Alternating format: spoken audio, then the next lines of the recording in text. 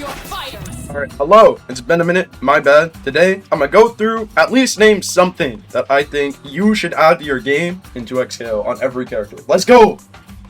Let's start with Warwick. Most people see him as like the worst character in the game, but he does have one redeeming quality, and that's his JS2. Now, on the surface, this move doesn't look that great. It's like kind of slow. It's not too useful in combos because your like knockdown after is like pretty poop. But it does give you a decent amount of blood, right?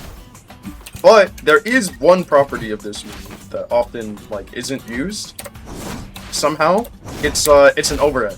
Despite them taking pretty much every other move like this out of the game, you can still do jump forward into Warwick's JS2 and have it be a delayed overhead, which is very difficult to block when you start layering in like empty jump 2L and a bunch of other shit like that.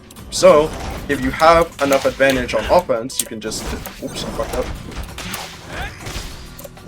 You can just do this, and then you're playing 2xKO, you're playing free cell. You go back to your other character if it doesn't work, right? And then even on hit, if your assist is on screen, you often can convert this into a decent enough combo at least. Like I just did this in the Oki, right? But you definitely can do better. So lab that out with your team, try and figure out, okay, what can I do to be plus enough to set up into Warwick's JS2, and how can I get a combo afterwards? Next is Darius, right? We all know apprehend, you could charge it, bait parry or whatever. You have the 3 normal follow-ups off of it, right? So, the thing to know about this move is you could actually delay most of the follow-ups, and this includes the light follow-up, which hits over it. So most of the time, if you have the plus frames to be able to go for it, you could do apprehend into 2L2L, or you could do apprehend into delayed high, and it ends up being a very tricky and difficult to block mix-up, right? Because a lot of people aren't going to expect, okay, well, all of these plus frames are here, let me try and block this, and then, oh, wait, delay overhead by like that much or whatever, right? Like you have a lot of time to delay this.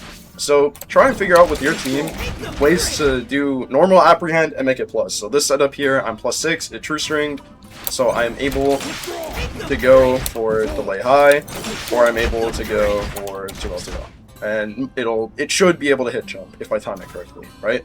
Important thing to note about Darius is I think he has the slowest 2L in the game at frame 9 for some reason, so you're gonna end up needing a bit more advantage than you may think at times to get this setup to work. But once you do, it is still really strong position overall.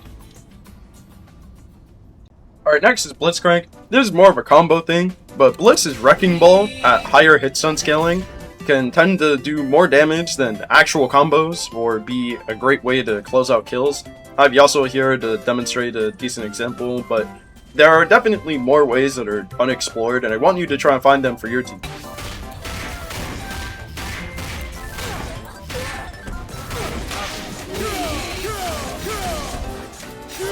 There we go, right?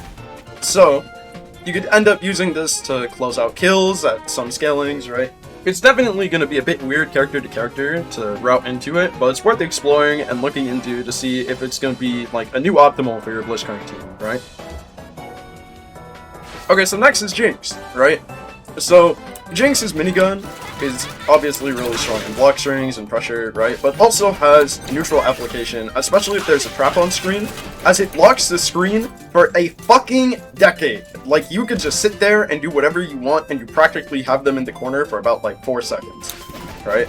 So, you combine this with being able to puppet rocket behind it, or puppet like a zap even, right?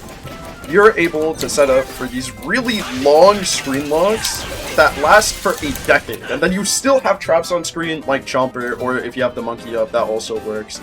And it's really good for setting up like easy ways to approach with your partner character, or if you just want to be an uncontestable dickhead in neutral for about 5 seconds. It's really strong in those positions.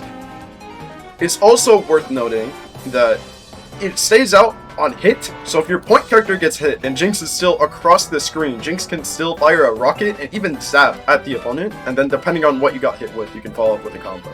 I'm gonna throw a clip up on screen. I suck, so I didn't confirm, but it is definitely still like very possible, even as a solo, right? Obviously it goes up in power in the duo, but as a solo it's still possible and it's still really strong.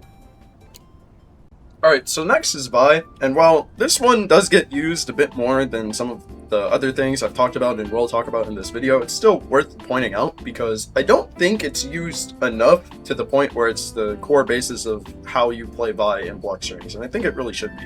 So Vi as a character, she like makes you block a normal, calls assist, and then gets a sandwich position really easily, right? She literally just calls assist, sways behind you, and then does whatever, right? But you should be able to do this, and then you still have your follow-up 5H after, right? So that follow-up 5H can lead to more tricky mix-ups. Ekko Vi is one of the better teams at utilizing it, but you can use this on Ahri, you can use it on Akali, you can use it on Teemo, you can use it on Darius, you can use it on any character with a mix-up, right? Pretty much. So you end up just forcing the sandwich position, and then this overhead is plus, gives me a full combo, right? You could also do things like a tricky roll setup here as well. You have a lot of options and a lot of like ways to make it really freeform.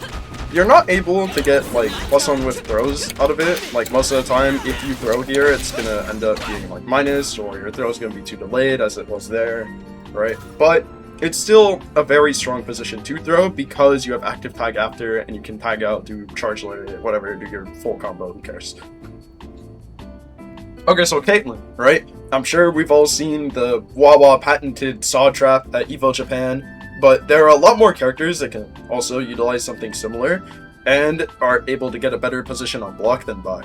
Vi is also good at forcing like the opponent out of the corner on a limit strike knockdown and being plus as fuck on the tag out, but you could also do this with things like Akali JS2 or Ahri 5S2 or hell, Darius apprehend light follow up when it limit strikes. You could do the same thing, right? So, as an example,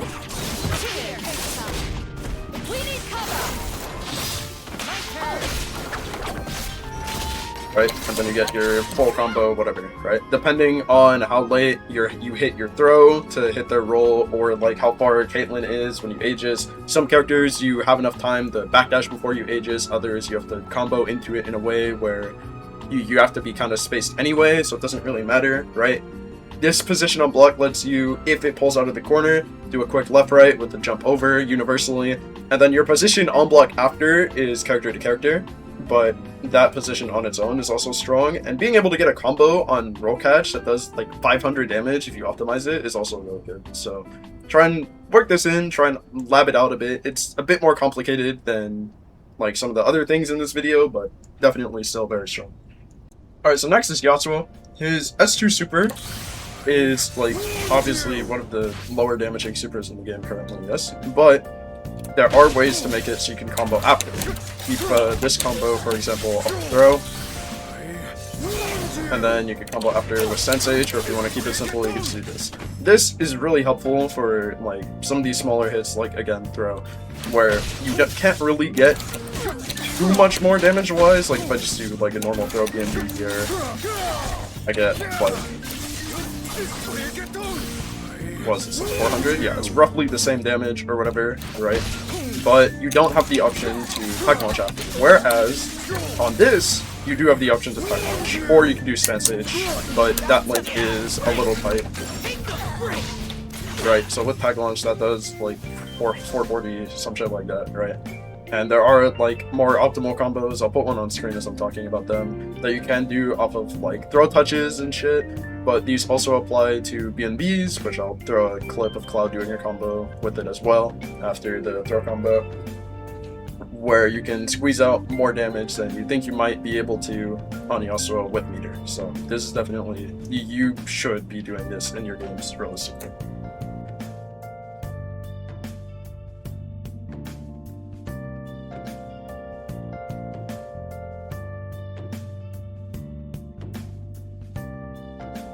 Alright, next is illaoi.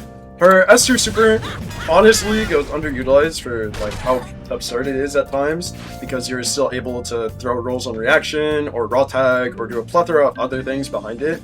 But there's one way to make it even stronger, and that's if you're able to get 4 tentacles up during it. So I'm gonna just do a BNB, right? Oh, holy shit, I dropped that. As long as you're able to end your BNB, where you have a tentacle on screen before you do JS2, you're able to get 4 tentacles up on your Oki, which gives you more frame advantage and a lot better mix-ups if you raw tag. Alright, next, Ekko, my boy, my goat, right?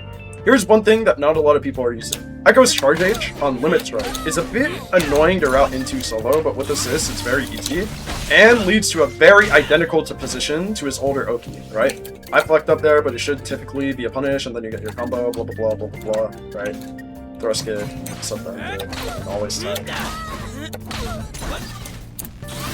You have to see their wake up and reaction throw it, and you get your full combo, whatever, right? There is a bit of a caveat that's low-key a fake caveat and adds more layers to the mix-up. Depending on your spacing, the time winder will whiff on neutral get, right? So that should look a little something like this. Right? So normally you'd have to dash them into the time winder for that to meaty, or you could just avoid that entirely and then do a meaty throw. And then that is just an additional layer they have to look out for, more to their mental stack on this Oki setup, yada yada, you know the drill. So that's something that I've been using a lot, but I don't see it used too often, so I think it definitely should start catching on soon. Alright, so Braum, right?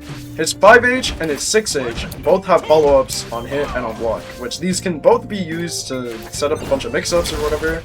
He doesn't have, like, absurd sandwich access like a character like Vi, but he can still use it to get a bunch of blocks on. I'm looking up, please excuse me, I'll play Ahri, there you go. To get a mix-up going, and then after, like, I don't know, bro, come in and grab them or some bullshit. But the real sauce is with the 6H, right? Because of how much block stun it has on up bag, you could lead in a plus on whiff throw situations in like layered mix-ups. So I'm using Ahri as the example, and a plus 17 on whiff throw. So you probably should be using this in corner. You can end up going for it mid-screen, but then you're a bit weaker to retreating guard in your sequence, so you are probably gonna have to end up living that. But again, everything in this video is team to team, character to character, so we'll check it out. So Akali's been out for a while, and she ends up being kind of simple in practice, but there is one thing that goes a bit underutilized on her in terms of Oki, right? So typically, like you pop smoke or whatever, and then you do this, like whatever, right? You can end up going for a cross up if you tag, right? If you tag an Ahri up forward, that's cross up, it's a left right, you have to deal with that shit, right? But you can also do this if you don't have smoke up, like on a straight hit confirm or something. This frame kill is not real, it just helps me time it personally, and then you can also get a similar cross. It's less parries and technically punishable on parry, as opposed to the other one, which is 10 bajillion parries, and you have to parry every kunai or else you die, and then you have to take into account the angle the kunai is coming into, all that bullshit, right? But it's still another layer to add to your mix-up game, as well as the typical, you know, like tag, screen freeze, Oki, all that bullshit. Alright, so Teemo's an interesting case where there are two things, but they're closely connected, so I'm going to talk about them. His J2M has follow-ups on block, and these follow-ups can be puppeted after they block your instant overhead for more plus frames or flare them off of things or whatever, right? So you could end up, let's say they block this, let's say, and then they just block it, right? And set up for combos off of other mix-ups, or set up another mix-up. Let's say you have an Ahri doing up forward at you or something, right? Really difficult to contest. They're a lot better in duo play, but they're still possible solo, and it's worth pointing out. The other thing I wanted to go over real quick is using 5L puppeting as an Oki tool of sorts. So let's say you get a hit like this, right? You could meaty with the 5L, and then you have more the puppet after if you want to get a better mix-up, or you have the mushroom there as well, and you could obviously react to roll, get a combo, blah blah blah. So these are all still just very strong options on Teemo that I think a little overlooked. Alright, last one's Ahri. I'm cheating a bit and getting a bit more like characters, matchup specific-ish, because this character is really well documented. If you want to see some Ahri stuff that you can apply to your team, people at my last Ekko Ahri guide, but the TLDR is against the big bodies, you are able to rising instant overhead them, right? So you're able to do a sequence like this, which will be plus enough on block to then go for a rising J2L into delayed J2H, which will have a gap in it, but I mean it's a difficult spot to contest gap without parry, so. And then you're also RPS in there. It's a bit tight. I'm dropping it a bit, but you're able to get J2HH there. You can whiff the JH, go for throw. You have a lot of options here, but that's kind of the gist of it. Yeah, no, this character is pretty well explored. There's not really a whole lot I can give you besides, alright, good luck, bro. You won it, bro. You got it. But, yeah, that should be one thing on the cast that you should look into on your team. Figure out, how can I set this up? How can I go about using this? How can I use that? Look into all the things I said in this video. If this video found you helpful, subscribe. I upload whenever I feel like it, I guess. So, let me know. Alright, goodbye.